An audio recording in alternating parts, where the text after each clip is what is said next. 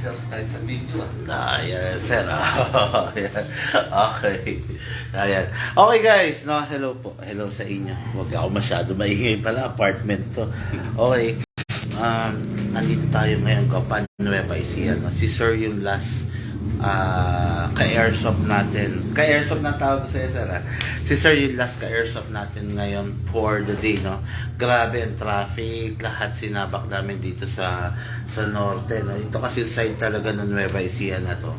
Pag medyo alanganin minsan yung biyahe mo, masasaba ka dito sa Daang Maharlika. Naku po, ang traffic, no? Anyway, salamat si Sir. Grabe. Tignan mo naman, no? Nag-abala pa talaga. Tapos, ayan. Sir, salamat ha. In advance, sinasalamat ako. Yung pala, hindi pala para sa atin, no? Pinapasalamat ako. Napasubo lang pala si Sir. Okay guys, no? Hindi ko na patatagalin, no? Napakalupit nito. Actually, pumili siya, no? Marami na rin siyang pinagpilian. Beretta, 1911, Glock, then John Wick. Pero syempre, nag-come up siya.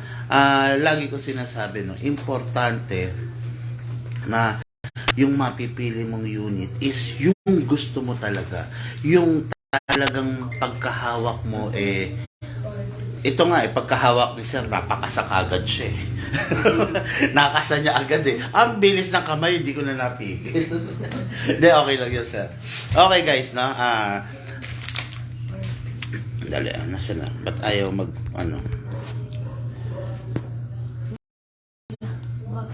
Okay, tulad ng sinasabi ko, no? Importante na yung mapipili yung unit is yung talagang nagugustuhan nyo. Yung talagang sakto at swak, no? Sa handling nyo. Okay, ang unit ng ating bossing, ng unit ng ating ka-airsoft ngayon is the 2011 Hi-Capa A series. Parang sa Robocop na rin ito, no? Diba, Shane? Robocop series, no? Okay, sa Robocop series na. Ang ganda, grabe, oh. Naka-optic front, then standard rear, naka-competition trigger, ay walang magwell pala to. Okay, Sir, hello po. Yan, nakamit ko na si Sir, nagkamay na kami. Ngayon magsisimula na tayo ng ating unboxing and review, no? Ipapaliwanag natin sa kanya.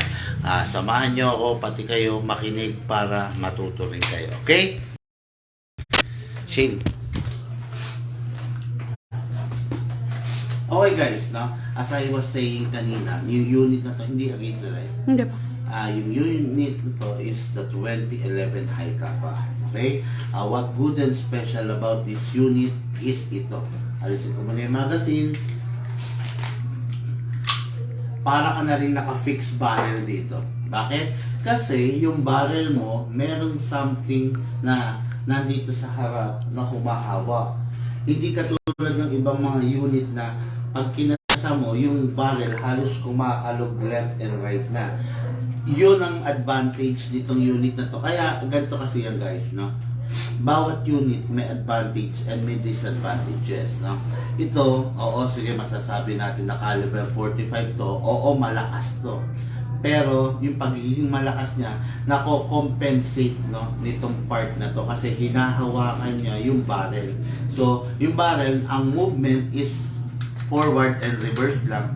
Pero hindi siya gumagalaw ng left and right. Naka-fix siya. Para ka na rin naka-fix barrel. Although hindi fix barrel to, okay? Pero parang naka-fix barrel ka na, okay? Full metal, inside and out. Ang plastic lang is yung grip. Siyempre, lahat naman ng grip, hindi pwede maging metal kasi magiging madulas, no? Okay, then ngayon, release natin. Sir, start ko. This is the magazine. Maximum of 27 rounds ang pwede mong ilagay. Yung maximum capacity niya, no? Pero ang allowed lang is between 20 to 23 para hindi naman ganong mag-loose yung spring, ma-stress. Ngayon, sir, iwasan mo lang na malaglag to. Okay? Pwede ka maka-encounter ng leak kung sakaling nalalaglag. Pero, very minor lang yun. No? Very minor, tapos, kumbaga, ang gagawin mo lang, pag nagkaroon ng leak, tumawag sa amin. I-guide ka namin via online, via chat, or video call kung paano natin i-resolve yun. Okay? Next naman, this is the silicone oil. So, gamit natin ito to maintain the unit para hindi siya, syempre magaling masira, no? Okay. This is the output valve, inlet valve. Yan, papasok yung hangin sa output valve, papalo ito ng hammer para mag-release siya ng hangin. Okay? Lagyan natin sir. Press mo lang ng bahagya. Then spray. Okay. Kailangan sir, pag i-spray mo, nakapilit ka para papasok yung oil. Tapos dito sir. Okay? After that sir, sprayan natin dito sa slide stopper. Kasa. Manually, ilak mo. And spray sa nozzle. Konti lang sir. Yeah. Ngayon sir, tuwing bang maglalaro ka, tuwing puputo ka, tuwing gagamitin mo ba siya,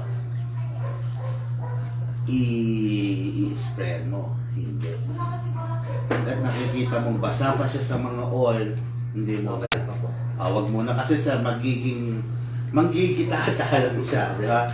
Ganon. Okay, release, then rest. Wag mo ipapasok yung magazine kung nakababato. Delikado pwede po. Okay? Tanong ni Sir kanina guys, di pa tanong na angle. Okay naman dito. Okay naman, okay.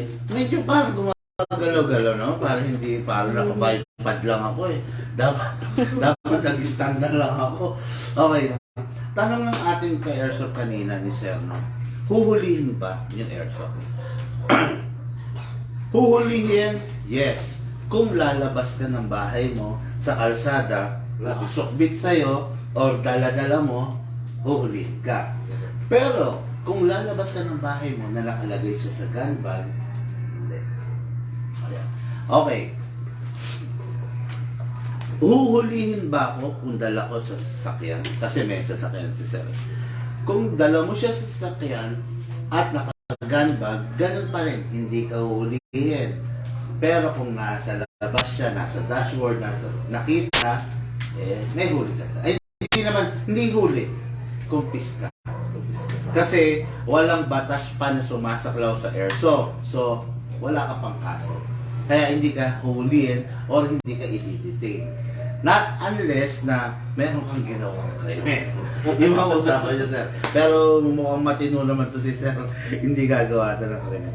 Tapos, yun nga, sir, basta pa ulit-ulit, kung may bata or kung may ibang tao, make sure na hindi nila gagalawin kasi delikado pwede pumatok sa kanila. Okay? Always ititreat natin yung baril na parang real steel, no? Kung paano yung disiplina sa tunay, ganun din dito kasi 1:1 replica to. So, lahat ng makakakita rito, akalain to. Okay? Start natin. Sir, this is the gas. Marami nagkalat na lumalabas na fake nito. Marami ring nagkalat na lumalabas na hindi compatible sa unit mo. Ang compatible dito sa unit mo is 12 kg. No matter what the brand, kahit anong brand yan, basta nakita mo 12, pwede yun. Pero pag nakita mo 14, hindi pwede yan. Sa paglalagay ng gas, sir, hawakan mo lang maigi, isakto mo muna, kapain mo muna, igitna mo. Okay, pag parang rubber na yung inuupuan niya, saka mo i-press down. Lagyan ko na, sir. 1, 2, 3, 4, 5, 6, 7. Normally, pag nagagas ako, 7 seconds lang. Enough na yan para sa isang full rounds. Pero, hindi naman ibig sabihin lagi 7 seconds. Pwede mong gawin 10, 15, para hindi ka gas ng gas. Halimbawa, madami-dami firing gagawin mo. Diba? Pero pag, nakakita ka lang ng itataboy na asong gala or diba, pusa, mga ilang seconds lang para hindi sayang yung gas. Reloader. Okay sir, reloader to, sold separately ang reloader, ang gas sold separately, ang silicone at ang gas. No? Bali ang freebies ni sir, tactical bag, tactical holster, 0.20 grams na BBs, 0.25 grams na BBs, ano pa? Tactical shades, tsaka tactical Kapalo yung holster. tsaka cup. Mm-mm. Okay, anyway sir, sa paglalagay, dito ka na siya, hindi nila pakikita. Okay, sa paglalagay ng bala sir, ito, baba mo lang ito. Okay, ingatan mong huwag mabitawan pag binababa mo kasi pwede siya mabasag. Okay, ngayon pag binababa mo, para safety ka, lagay mo to dito. Para dito tama kung mabibitawan. Then, baba all the way. Pag naibaba mo na, make sure na hindi mo na mabibitawan sir. Guys, no, every time na maibaba mo na to, there is no room for any error or mistakes na, no? Kailangan hindi mo na mabibitawan, then pump ka lang, sir.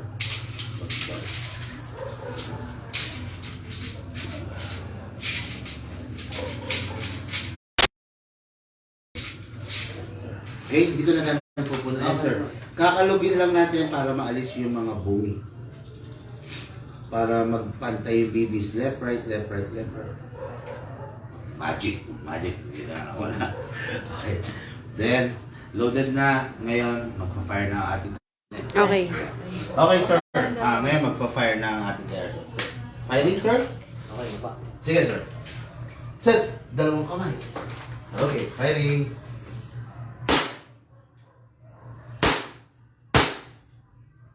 Okay na yan, sir.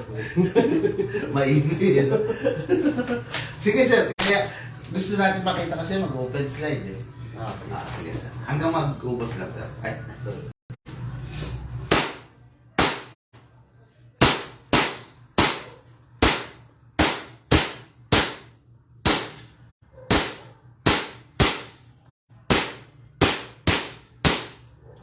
Okay. So, wakas, nag-open slide. Okay, no? Ngayon, sir, nag-open slide yan kasi indication na wala ng bala. Next thing to do, release the magazine, then release the slide, then press the hammer by pressing the trigger.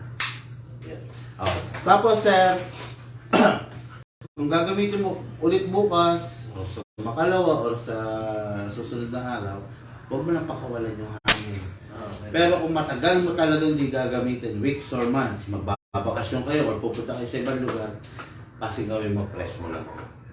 Pero ngayon, hindi ko na papasingawin, sayang. Nakikita mo naman sa vlog ko, di ba?